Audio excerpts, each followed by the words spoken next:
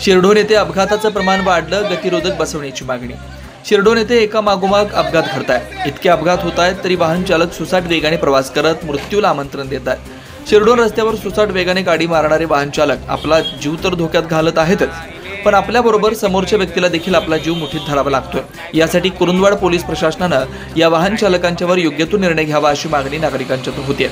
आतिग्रे, कबनूर, इचलकरंजी, टाकवडे, शिरढोण, कुरुंदवाड, खिद्रापूर असा NH 200 national highway असून या मार्गावर वारंवार मोठमोठे अपघात होत आहेत। त्याचाच भाग म्हणून इचलकरंजी, टाकवडे ते शिरढोण, कुरुंदवाड पर्यंत सार्वजनिक बांधकाम विभाग यांनी नवीन रस्ता बनवला, पण त्या रस्त्यावर एकही गतिरोधक बसवला नसल्यानं दर 2 दिवसात एक अपघात होतोय।